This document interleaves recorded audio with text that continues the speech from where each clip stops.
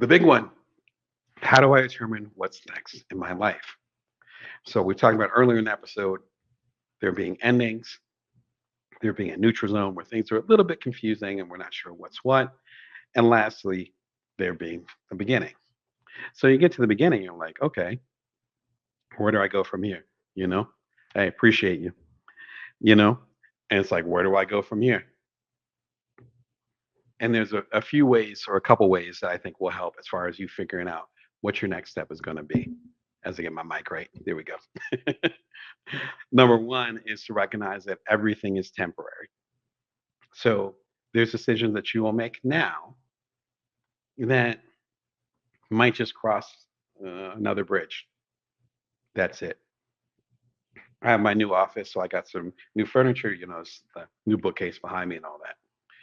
And I remember being paralyzed for, I wouldn't say paralyzed, it would be really dramatic, indecisive, we'll put it like that, for a matter of days, where I was like, well, there's this book. If you ever look up a bookcase, there's like a million different places you can get them and all that stuff. And I'm looking at bookcases, and if any loved ones are watching right now, thank you for your patience. Because I was pinging some of y'all like, well, I'm thinking about this one, but maybe this one, particularly since it would also be for obviously for the TV show. So it's different dimension because I know I have a regular show and I'd be connected with y'all. So I'm like, I want it to be, and I haven't bought a new bookcase in like years and it's a new office.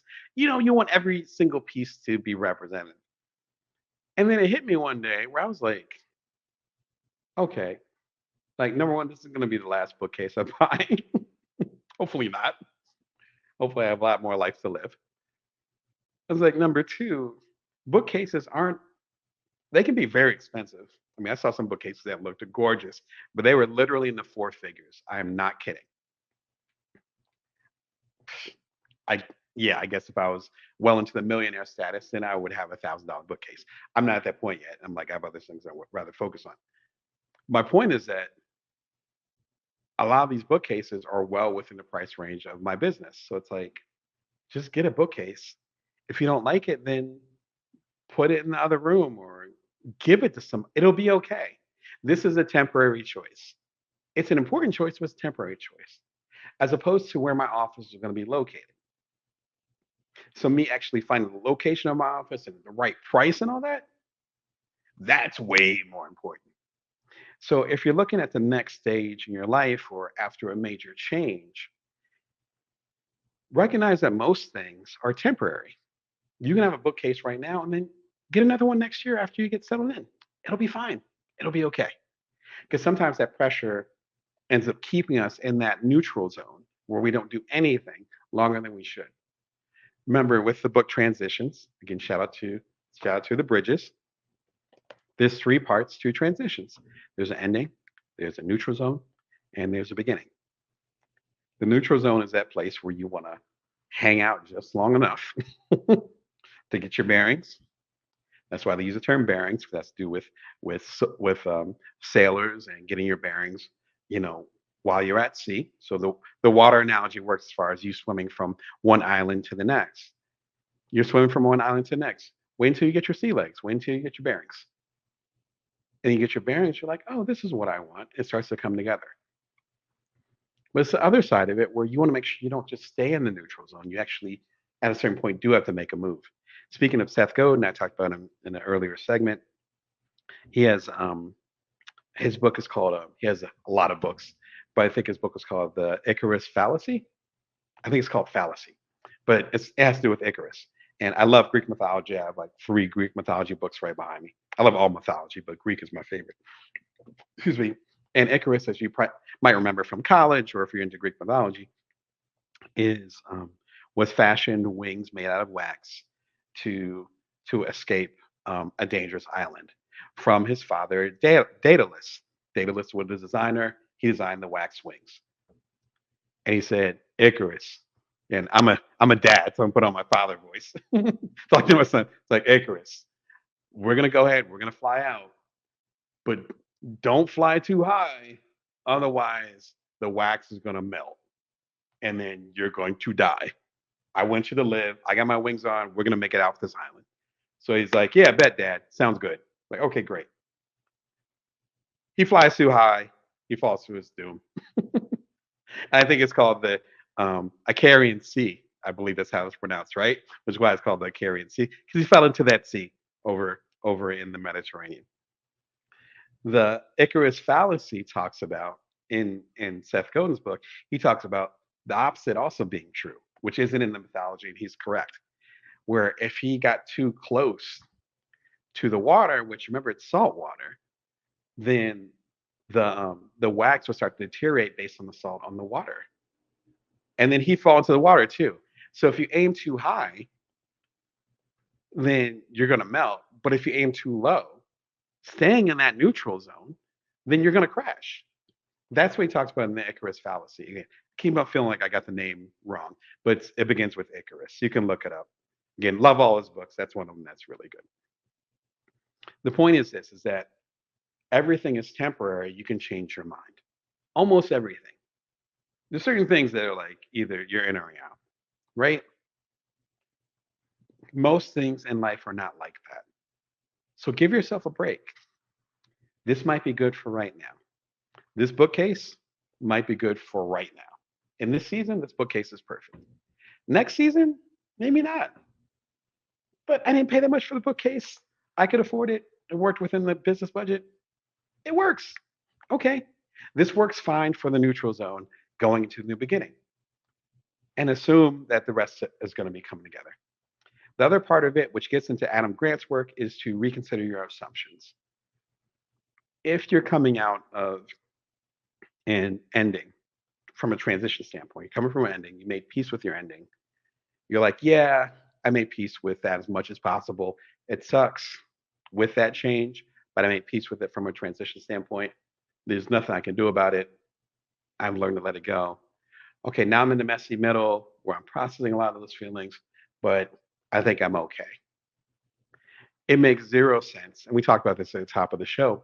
It makes zero sense for you to go and do the exact same thing that you just ended. There's a great line in transitions, and let me see if I can find it really quickly.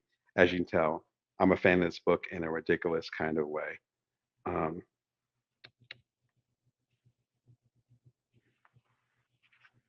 yeah, I will go ahead and I will summarize it because it's going to take me a little while to actually find the passage. But the short version of it is that if we don't actually process our transitions as well as possible, then we'll find ourselves in the same situation when we do that new beginning. It'll just be with different actors. So if you feel like you're being persecuted in a certain situation, or you feel like you are domineering a certain situation, or you feel like that you're unloved in a certain situation, and that situation changes. Again, remember, change is external, transitions are internal. That situation changes for good, for better, for whatever the situation is. It just changes. Doesn't matter if it's good or bad or whatever. If you don't allow yourself to go through that ending, and more importantly, to go through that neutral zone, then when you begin something again, you're going to end up having the same people.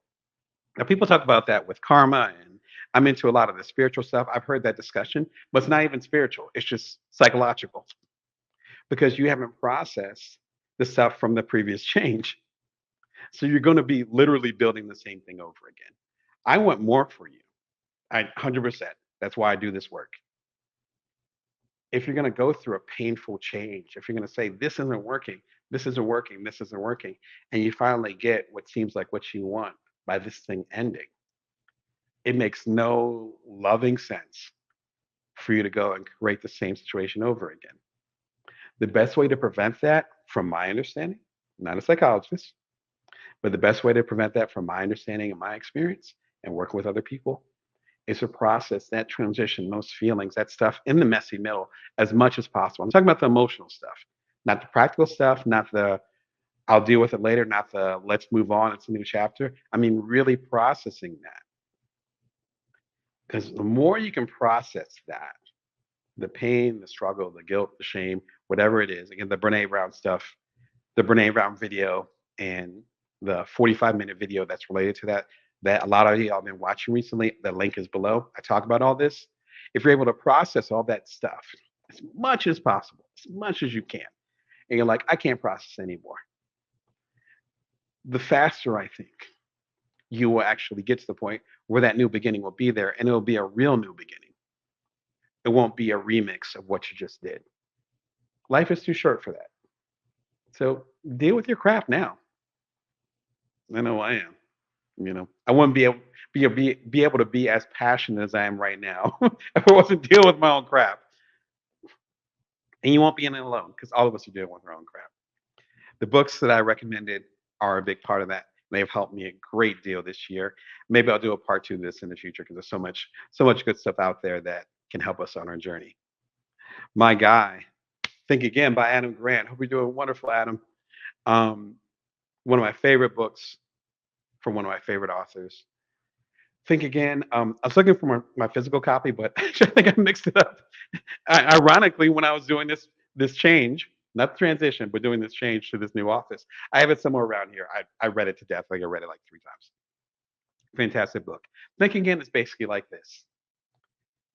We've been taught to trust our gut and trust our feelings and all that. I've written books about that and all that. No shots at myself. Just that's been the nomenclature. That's been the zeitgeist, whatever fancy word you want to use. That's what the talk has been for years, at least as long as I've been a business author. What he's basically said, when this book came out 2 years ago, what he basically said was like, no, actually, you need to question your assumptions because they're assumptions. And what we consider intuitions are actually based on outdated patterns. So, how are we going to deal with that? Fantastic book. I could not find that book, as I said, but I do have a copy of his latest book, Hidden Potential: The Science of Achieving Greater Things. I'm actually still working on this book, but that'll be my next book that I'll be reading later on. I've had so many books. Again, shout out to short form. A lot of the books I'm talking about are available on there. Shortform.com. That's Damon, Damon. Thank you for sponsoring the episode. But, Think Again is available on there. But he basically asked you to question your assumptions and to pause on that. And that's really, I think, what you want to do as you start your new beginning from a transition standpoint is to say, what did I assume the last time around? Okay, well, that might be true. That might not be true. Let's think about that one. And my most popular video about Adam Grant is um, Adam Grant Languishing 3 TED Talk Takeaways. The pandemic hit, of course, in late 2019, hit everywhere in 2020. And then in 2021, 2022, it might have been 2022. No, it's 2021. And late 2021, second half of the year, TED actually reopened again, very limited space because obviously we're dealing with a lot of stuff at the time. And yeah, I was able to come up to Monterey, California, and see Adam do this TED talk about languishing. And languishing is this kind of uncomfortable space, back to neutral zone. It's uncomfortable space where you can't necessarily take action right away, and your next step isn't built yet. Very appropriate. Again, there's a reason why transitions and the creativity leap needed more arms and switch. It's why a lot of their language overlaps. It's because we're all dealing with the same stuff. Adam, again, was talking about this 2, 3 years ago, but he was talking about in regards to us being knee deep into the pandemic. And we weren't sure when it was going to end. If you remember 2021, if you're around that time, it was a rough time because we have our issues now, but we know that it's coming in waves, or for some people, it's concluded, all that stuff. At 2021, it was like, this might be the rest of our lives. So it was a great time to have that discussion. And that's the deep part is that, as I've talked about in, again, the complete Bring Your Worth collection, all the links are below. What if you're in this situation and you feel like that it's going to be forever? There's certain changes that happen that are forever. My gray hair isn't going to turn black unless I get from some Just for Men or something. Like time doesn't go in reverse. That's one example of that. That changes forever. There's only one way out, right? My whole point is that most of these changes, though, they feel like they're going to be forever. Most of these transitions, the internal work, it feels like it's going to be forever. And sometimes it sucks. And you're like, I feel lost. Well, I feel lost for the rest of my life. And in most cases, especially if you allow your emotions to flow through, the answer is no. You're not always going to feel that way. That's guaranteed. Death, taxes, and new emotions. There's only three things we can count on in this life. And so if you're feeling lost, you're feeling confused, if you're in this neutral zone where you're like, I don't want to feel these feelings anymore, you probably will not feel those feelings forever. Chances are extremely low. Even I think about loved ones that I've lost, people that were my heart, and the amount of pain when they went away just whew, seemed insurmountable. And now I could talk about it. I've talked about it in the show. That doesn't mean that they're forgotten. It doesn't mean the pain is any less. It just means new emotions have come in. And it's almost like a transformation or a transition. Almost like a transformation that happens with those emotions. But you have to give enough space for those transformations to happen. And if you don't give that space for those transformations to happen, how are those emotions going to transform? It's almost like sometimes we're afraid of our emotions. So then we don't deal with our emotions. And those emotions become the thing that we actually feared. Yeah, real talk. All this emotional stuff. Again, I can't highlight this video more, especially after this conversation. Begin Emotional Intelligence, Brene Brown for Beginners. It covers most of my most popular Brene Brown episodes. Some great quotes from her, some insights. I've seen her TED Talks live. I've DM'd with her in the past. So I'm not in her circle, but I'm familiar with her philosophy extremely well. Hopefully, that will help you guys get through this neutral zone because beginnings and endings, they can be rough, but that neutral zone, that's why I want to dedicate so much time to it. Really big part of the process. So, how are y'all getting ready for your next step? Are you getting ready for your next step? Are you more in a neutral zone where you can't even see the next step? How are you processing that day to day? Feel free to jump in the comments. This is a live show, so you're watching it live. Cool. Feel free to jump in the comments. But, you know, this is one of the 400 episodes of Bringing Worth TV. So even after this goes live and it's recorded, feel free to jump into the comments and share the transitions you're going through. I love to hear it, and you might be able to help someone else along the way. I'm entrepreneurial coach Damon Brown. If you want to work with me, I'm at damonbrown.net. You can learn more about my books, my work, my coaching practice, and how I might be able to support you in other ways. You're watching Bring It Worth TV every Wednesday at 1:11 p.m. Pacific Standard Time, Vegas time. You can subscribe for free. I'll tell you episode 400. Enjoy the content. I made it for y'all. No use in it sitting there. And the complete Bring It Worth collection, my latest book, is out now. You can actually get it wherever books are sold, including at damonbrown.net. And you can go and listen to the audiobook, not only at your favorite audiobook provider, but also right here at bringyourworth.tv. The link is literally right there. 8 hours of, I think it's 7 books in there, 7 or 8 books. Where else are you going to get this? Enjoy it. Enjoy it for sure. Thank you for watching today's show, 5 Secrets to Mastering Change and Transition. Remember that change is stuff that happens to you or stuff that's external. Transition is how you respond to it, and it's the stuff that's internal.